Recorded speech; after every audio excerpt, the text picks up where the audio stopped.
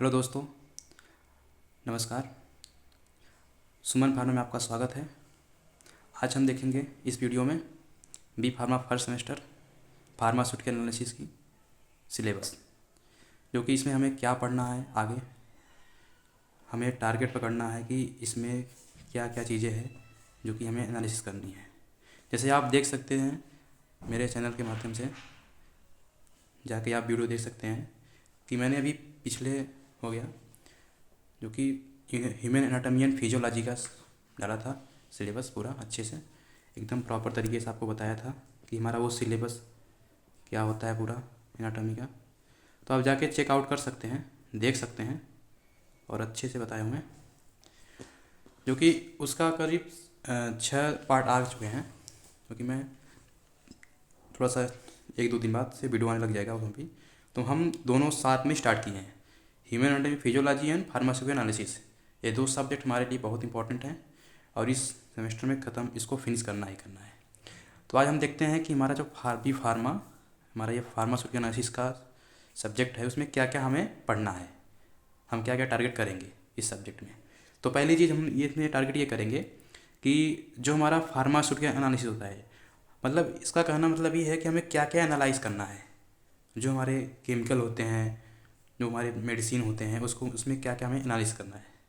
जैसे उसके कई सारे टेक्निक होते हैं, उस टेक्निक से हमें कितनी सारी चीज़ें एनालिसिस करनी है।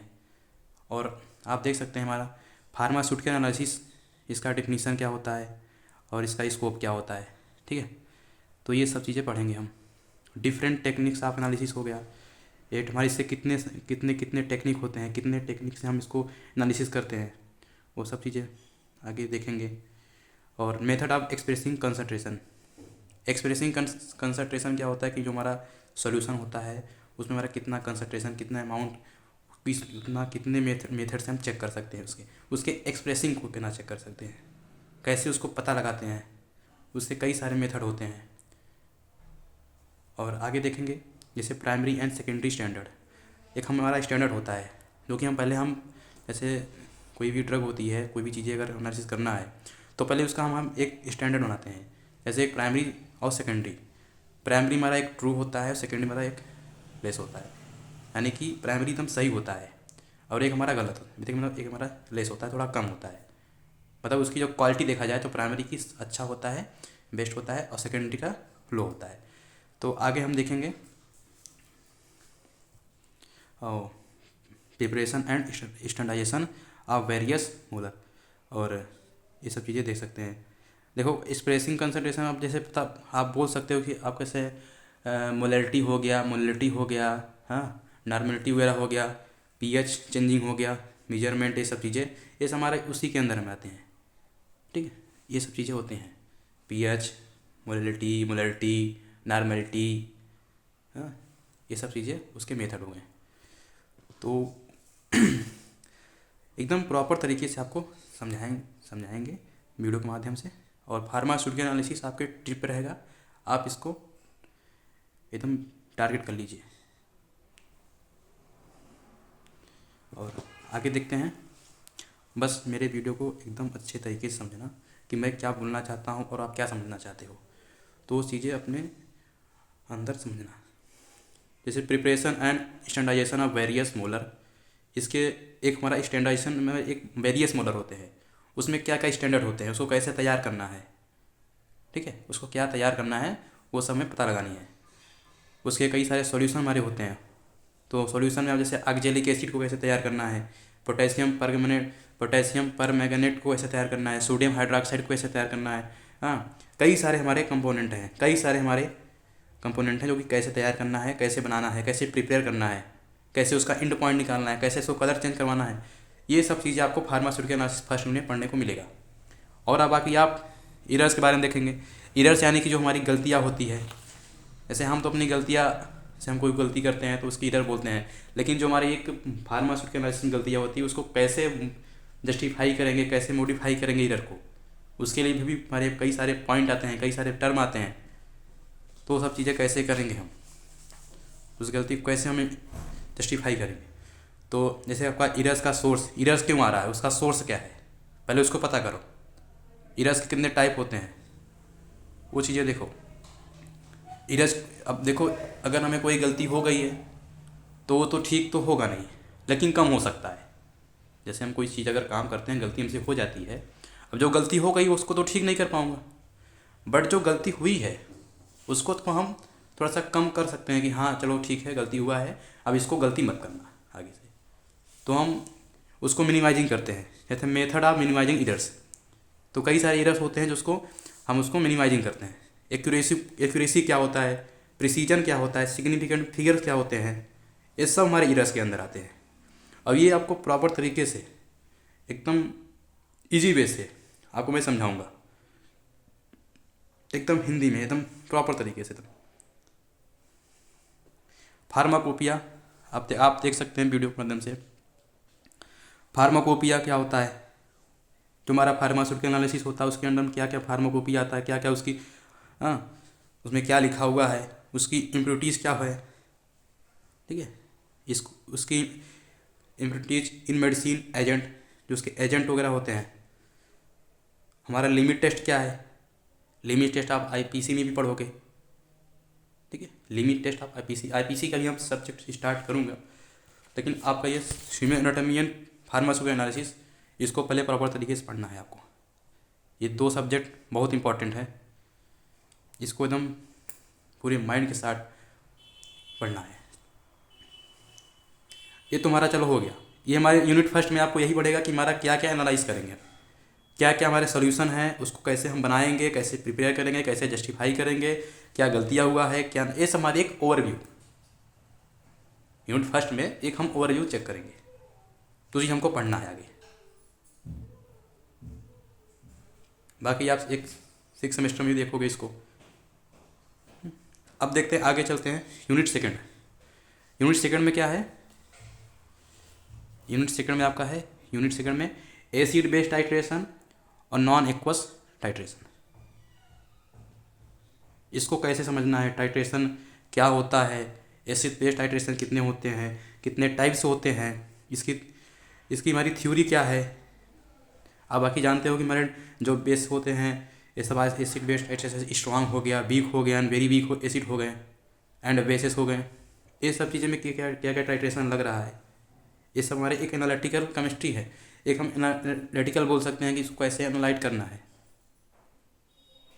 उसको टाइट्रेट कैसे करना है, उसको कैसे पहचानना है, न्यूट्रलाइजेशन कर्व क्या होता है, उसको कैसे पीएच को पता लगाना है, डिटेक्ट करना है, सब चीज़ें होती है।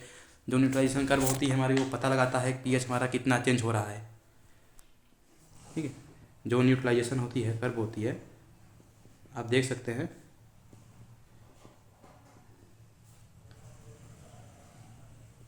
वो हमारा पता लगाता है, डिटेक्ट करता है कि कितना पीएच वगैरह हमारा चीज़ें है।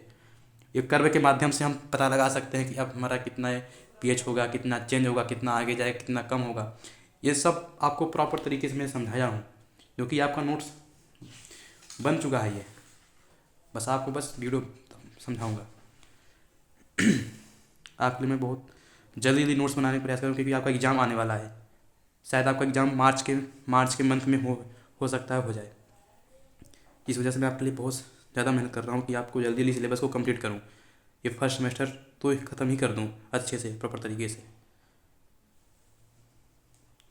अब जैसे आप पढ़ोगे, आप इसमें आप देख सकते हो ना, the rises of acid base indicator क्या होते हैं उसके, जैसे मिथाइल ब्लू हो गया, ऑरेंज हो गया, ठीक है, कैसे हमारा कलर चेंज होता है, हाँ, ये सब चीज़ें हमारी इंडिकेटर हो गए। और हमारे जैसे कि acid based titration and theory involve titration of strong weak and very weak acid and neutralisation curve, ये तो आपको बता दिया मैं। हमने नॉन एक्वस टाइट्रेशन में आ जाओ, क्या सॉल्वेंट्स होते हैं, उसमें क्या क्या सॉल्वेंट्स होते हैं, एसिडोमेट्री क्या होती हैं, एल्काइनोमेट्री टाइट्रेशन क्या होती हैं, estimation of sodium benzoate and ephedrine HCl क्या होता है। एस्टिमेशन मतलब क्या होता है कि हमें उसको मेथड को कैसे पूरी वेरीफाई करते, उसकी प्रिंसिपल क्या होती है, उस पॉइंट को प्रॉपर तरीके से समझना है, डिस्क्राइब करना है, उसमें क्या चीज़ें होती है। इफेंड्राइन HCl, उसका इंटीमेशन एस्टिमेशन को कैसे करना है, कवर करना है। एग्जाम्पल, एक क्वेश्चन आता है exam, estimation of sodium benzoate, तो आपको पता लग जाना चाहिए कि हाँ ये चीज़ें ऐसी होती है। बाकी मैं आपको सब बताऊँगा, सारा चीज़ डिटेल में समझाऊँगा।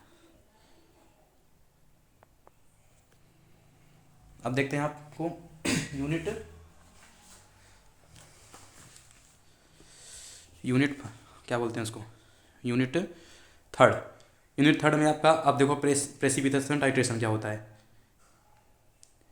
प्रेसिपिटेशन टाइट्रेशन क्या होता है, इसको हम एक वॉल्यूमेट्रिक एनालिसिस बोल सकते हो। ठीक है, उसको चेक करना है उसमें क्या क्या टाइट्रेशन वगैरह होते हैं, क्या क्या चीज़ें हमारी जो उसकी मेथड्स होते हैं। देखो मोहर्स मेथड हो गए, हाँ, वोल्हार्ट्स मेथड हो गए, वोल्हार्ट्स मॉडिफाई, वोल्हार्ट्स फजान्स मेथड हो गए, एस्टिमेशन ऑफ सोडियम क्लोराइड, इसमें भी हमारा दिया हुआ है। प्रेसिपिटेशन टाइट्रेशन में उसको प्रेसिपिटेट कैसे करना है, उसको मतलब कि जैसे हमारा चीज़ें क्या होती है, प्रेसिपिटेशन टाइट्रेशन हमारी क्या होती है कि जो हमारी कोई भी एक हमारा क्वांटिटी होती है, यह अमाउंट ऑफ मास बोल सकते हो। ठीक है, अमाउंट ऑफ मास बोल सकते हो सॉल्यूशन में, उसको कैसे कितना पता करना है, कितना है उसमें चीज़ें, तो वो सब चीज़ें हम एक प्रेसिपिटेशन टाइट्रेशन में ही देखते हैं। तो आप उसको हम एक वॉल्यूमेट्रिक बोल सकते हो कि हाँ ये हमारे वॉल्यूमेट्रिक एनालिसिस है। आपको मैं एक ओवरव्यू दे रहा हूँ ताकि आप एक अपना टारगेट फिक्स करो कि हाँ ऐसे हमको पढ़ाई करनी है। एक बार आप अच्छे से समझ लो, एक उसका एक पहले आप रेफरेंस ले लो कि हाँ की चीज़ें कैसे हमें कवर करनी है, नहीं तो आप लोग भटकोगे कि हाँ ऐसे ऐसे पढ़ना है ऐसे। ठीक है, तो ये हमारा अगला हो गया आपका, ये सब चीज़ें हो गया। और कम्प्लेक्सोमेट्री टाइट्रेशन, उसकी क्लासिफिकेशन पढ़ोगे, कितने टाइप से होते हैं कम्प्लेक्सोमेट्री टाइट्रेशन, क्या क्या टाइप होते हैं उसके। हाँ, मेटल आयन हो गया, जो मेटल आयन का इंडिकेटर क्या होता है, उसको सारा चीज़ बाकायदे से प्रॉपर तरीके से आपको मैं बताऊंगा इजी वे में। मास्किंग डीमास्किंग क्या होता है, उसके कम्प्लेक्सोमेट्री में होता है ना मास्किंग डीमास्किंग, उसको कैसे देखना है। Estimation of magnesium sulphate and calcium gluconate, ये हो गया। ग्रेविमेट्रिक में आप आ जाइए, उसके ग्रेविमेट्री क्या होता है, principle and step involve gravimetric analysis. Gravimetry का प्रिंसिपल क्या होता है, उसको कैसे पढ़ना है, सारा चीज़। उसकी प्योरिटी को कैसे प्रेसिपिटेट करनी है। हमारे क्या होता है, एक होती है को प्रेसिपिटेशन होती है, एक होती है पास्ट प्रेसिपिटेशन। ठीक है, एक तो होगी हमारी को प्रेसिपिटेशन, वो को होता है हमारा, एक को प्रेसिपिटेशन हो गया। एक होता है पास्ट प्रेसिपिटेशन। आगे आप देखेंगे एस्टिमेशन बेरियम सल्फेट को, ये सब बेरियम सल्फेट हो गया, हाँ, किसी में बेरियम सल्फेट हो गया, किसी में सोडियम क्लोराइड हो गया, किसी में एक चीज़ें अलग अलग से क्वेश्चन आ सकते हैं आपको, अलग अलग सारी चीज़ें हैं, अलग अलग क्वेश्चन आपके एग्जाम में आने को दिखेंगे आपको सारा चीज़। ये नहीं कि हाँ बस ये आ गया तो नहीं, ये चीज़ें इसमें से आया हुआ है, तो वो हमारा ग्रेविमेट्रिकली ही दिया गया है कि उसको एस्टिमेशन कैसे करना है, उसको जस्टिफाई कैसे करना है, उसकी मेथड कैसे निकालना है। अब एक पॉइंट होती है डायोएजोटाइजेशन, उसका एप्लीकेशन क्या होता है, मेथड क्या होता है, उसके प्रिंसिपल क्या होते हैं। जो हमारे एक होते हैं ना डायोएजोटाइजेशन,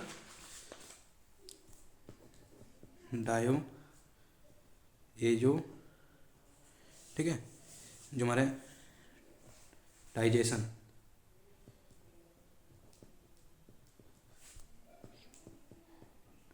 टाइट्रेशन हो गया, ये हमारा, इसके एप्लीकेशन क्या होते हैं, इसके मेथड क्या होते हैं। तो ये सब चीज़ें ये तो हमारा समझो कि एकदम वेरी इंपॉर्टेंट क्वेश्चन है, अगर मैं पढ़ाऊँगा तो उसके प्रॉपर तरीके से आप समझना।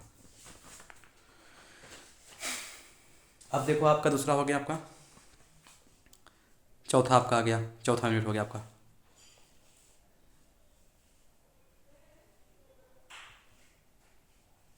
ठीक है,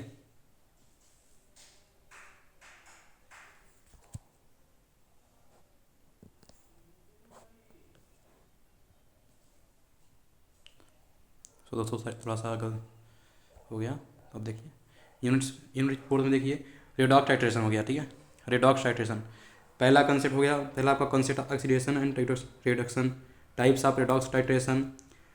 देखो ये सब जो आप देख रहे हो ना, स्टेरियोमेट्री, आइडियोमेट्री, बोरियोमेट्री, डाइक्रोमेट्री, टाइट्रेशन, ये सब हमारे रेडॉक्स टाइट्रेशन के टाइप्स हैं। ये सब उसके टाइप्स हैं, उसको कैसे करना है, उसके कैसे फाइंड आउट करना है। ये जो हमारी एनालिटिक करता है ना, कैसे इसको एनालिटिक करनी है, कैसे चेक ऑक्सीडाइजेशन कैसे करवाना है, कैसे रिडक्शन करवाना है, उसका कंसेप्ट क्या है, ये सब उसमें एक अच्छे तरीके से पढ़ना है आपको। तो रेडॉक्स टाइट्रेशन को याद करना सिलेबस हमारा इतना ही है, बहुत ज़्यादा नहीं है। नॉर्मली इसमें लगता है कि 5 नंबर तो कन्फर्म ही आता होगा, 5 नंबर में कन्फर्म ही आता है। कोई भी चीज़ आपको देगा, सेरियोमेट्री का दे देगा, आइडोमेट्री का दे देगा, ब्रोमेट्री का दे देगा, डाइक्रोमेट्री को, हमारा जो इंपॉर्टेंट होगा आपको मैं बता दूंगा कौन कौन से इंपॉर्टेंट है। सब नहीं पढ़ना है आपको, सब नहीं पढ़ना है इसमें, इसमें से 2-3 इंपॉर्टेंट है, बाकी मैं आपको पढ़ाऊँगा सब। सेरियोमेट्री पढ़ाऊँगा, आइडोमेट्री भी, बोरोमेट्री भी, डाइक्रोमेट्री, टाइट्रेशन, सारा चीज़। हमारा जो पोटेशियम आयोडेट से क्या होता है, तो आगे देखते हैं आपको। एक आपका लास्ट हो गया, लास्ट आपका है यूनिट 5। यूनिट 5 हो गया। इसमें क्या होता है, एक हमारा जो होता है इलेक्ट्रो, ठीक है, इलेक्ट्रोकेमिकल मेथड ऑफ एनालिसिस। अब हमें इलेक्ट्रो तो है, तो इसमें 2 चीज़ें, एक इलेक्ट्रिकल भी है और केमिकल भी है। तो हमें इलेक्ट्रो प्लस केमिकल, उसको हमें एक कैसे हमारा इलेक्ट्रॉन से कैसे करना है, तो मैं एक जो एक टेक्निक होती है, ठीक है, इलेक्ट्रो और प्लस केमिकल, उसको मिला के हमें कैसे उसको मेथड को एनालाइज करना है कोई भी ड्रग को। ये सब ड्रग के बारे में तो पढ़ेंगे हम, फार्मास्यूटिकल एनालिसिस तो ड्रग के बारे में तो पढ़ेंगे ना, तो उसको हमें कैसे एनालिसिस करना है। तो हमारे जैसे पहले चीज़ हमारी याद थे कंडक्टोमेट्री। कंडक्टोमेट्री आप देख सकते हो, कंडक्टोमेट्री, पोटेंशियोमेट्री और पोलरियोग्राफी। तो कंडक्टोमेट्री में वैसे आप पहले तो आप इंट्रोडक्शन देखो कि हमारा एक कंडक्टोमेट्री क्या होती है, कैसे हमें उसको पढ़ना है, कैसे क्या हमारे कितने इलेक्ट्रोड वगैरह होते हैं, ये सब चीज़ें जानकारी लेनी है। उसके कंडक्टिविटी सेल क्या होती हैं, कितने हमारे सेल हमारे कितने अबाउट उसके बंधे हुए होते हैं, कितना बाइंड होते हैं, ये सब हमारी उसके कंडक्टिविटी टाइट्रेशन भी पढ़ना है और उसके उपयोग पढ़ना है, उसका यूज क्या है। तो ये सब प्रॉपर तरीके से आपको पढ़नी है कंडक्टोमेट्री। सबसे इंपॉर्टेंट क्वेश्चन आपका पोटेंशियोमेट्री का है। तो पोटेंशियोमेट्री आपको बहुत अच्छे से देखना पड़ेगा। जैसे आपका इलेक्ट्रोकेमिकल सेल हो गया कि हमारा जो केमिकल और इलेक्ट्रो मिल के कैसे हमारा एक सेल का एक ओवरव्यू हुआ है, कैसे बना हुआ है, कैसे उसका कंस्ट्रक्शन कैसे हुआ है, उसको वर्किंग कैसे करता है, इसे हम स्टैंडर्ड चेक कर सकते हैं। जैसे आपका स्टैंडर्ड से हाइड्रोजन हो गया, सिल्वर हो गया, आप देख सकते हो उसमें हाइड्रोजन हो गया, सिल्वर क्लोराइड हो गया, chloride electrode and calomel electrode, ये सब इसके स्टैंडर्ड हो गए पोटेंशियोमेट्री के। इसको कैसे पढ़ना है प्रॉपर तरीके से एकदम, यानी कि जितने भी उसके मेथड्स होते हैं, कैसे उसको जस्टिफाई करना है, कैसे उसको मैं प्रॉपर इजी वे में पढ़ना है, तो मैं उस चीज़ को फोकस करूँगा, मैं आपके कंसेप्ट पे फोकस करूँगा। आपको घबराने की कोई ज़रूरत नहीं है। अब दूसरा आप देख सकते हो कि एक होती है, मैं चलो ये तुम्हारा चलो एक इलेक्ट्रोड हो गया, ठीक है, ये हमारा आपका एक स्टैंडर्ड हो गया। अब एक होता है इंडिकेटर, इसी में पढ़ेंगे हम। तो इंडिकेटर इलेक्ट्रोड में क्या होता है, जैसे आपका मेटल इलेक्ट्रोड हो गया एंड ग्लास इलेक्ट्रोड, तो ये चीज़ हम उसमें देखेंगे। Methods are to determine end point of potentiometry titration in application. End point क्या होता है ये तो आपको मैं कुछ चीज़ बता दे रहा हूँ, बाकी मैं सारा वीडियो बताऊँगा अच्छे से। और एंड पॉइंट क्या होता है, जैसे आप देख सकते हो एंड पॉइंट, किसी चीज़ का एंड पॉइंट क्या होता है, ये हमारा एक लास्ट स्टेप होता है, ठीक है, ये हमारा एक लास्ट स्टेज होता है, किसी भी पार्ट का एक लास्ट स्टेज होता है। जैसे हम कोई भी काम करते हैं ना, तो हम एक रिजल्ट मांगते हैं उससे, कि जैसे हम जो भी वर्क कर रहे हैं तो उसका रिजल्ट क्या है, हम किस पर्पस से वर्क कर रहे हैं। हमारा पर्पज़ ये होना चाहिए ना, अगर हम कोई भी काम कर रहे हैं, कोई भी वर्क कर रहे हैं, तो उसका रिजल्ट क्या है वो हमें शो करना है। जैसे अगर हम इलेक्ट्रोकेमिकल मेथड जो भी कुछ हमारा है, एक पोटेंशियोमेट्री, उसका एंड पॉइंट क्या है। एंड पॉइंट यानी हम इसमें बोल सकते हैं फार्मास्यूटिकल एनालिसिस में कि हमें जो चीज़ कलर के लिए हमें जो चीज़ करने के लिए बोल रहे हैं, ये बोल सकते हैं। जैसे आप एग्जाम्पल ले सकते हो, कलर क्या है, कलर हमारा आ गया, हाँ ठीक है, कलर चेंज हो गया हमारा, इसमें कुछ चेंजेस आ गए, मतलब चेंजेस आना चाहिए।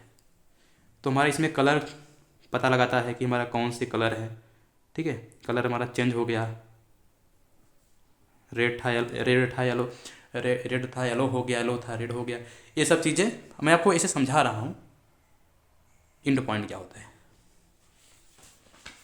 धीरे धीरे आपको पूरे तरीके से एकदम वो समझाऊँगा। सब ऐसे आपको चेक कर लीजिए, एक बार दिमाग में बैठा लीजिए कि मेरा सिलेबस यही है। पोलरिग्राफी में क्या पढ़ेंगे आप, उसके एक ग्राफ के माध्यम से कैसे करोगे आप। हमारा एक ग्राफ होता है ना, तो ग्राफ के माध्यम से, जैसे ग्राफ आपका देख सकते हो वैसे रहेगा ग्राफ आपका, जैसे यहाँ रहेगा, ठीक है, ऐसे ऐसे ऐसे ऐसे ऐसे, ऐसे। जो ग्राफ के माध्यम से हमारा इतना गया, इतना दूर गया, इतना पॉइंट पे गया, इतना पॉइंट पे गया, तो ये सब चीज़ आप पढ़ोगे हमारे पोलरिग्राफी में। उसका प्रिंसिपल क्या है, इसका टाइम क्या है, वो टाइम हमारा कितना चल रहा है, कितना उसका सेकंड में जा रहा है, कितना घंटे में जा रहा है, कितना देर ख़त्म हो रहा है, इस सब हम ग्राफ के माध्यम से आपको बताएंगे।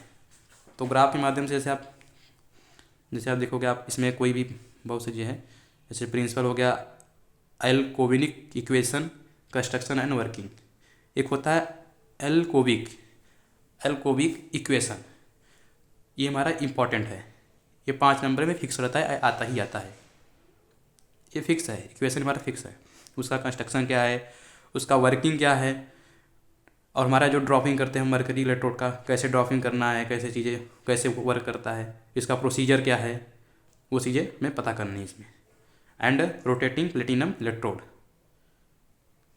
ठीक है, रोटेटिंग प्लेटिनियम इलेक्ट्रोड, बाकी चीज़ें हमें देखनी है। वो प्लेटिनम इलेक्ट्रोड कैसे रोटेट कर रहा है, कैसे राउंड कर रहा है, कैसे पता कर रहा है, सब चीज़ कैसे वर्क कर रहा है, ये सब चीज़ें हम इसमें वर्क में पढ़ेंगे। तो हम बहुत जल्द ही वीडियो स्टार्ट करने वाला हूँ, और जल्द ही आपको वीडियो देखने को मिलेगा। और ये हमारा हो गया फार्मास्यूटिकल एनालिसिस का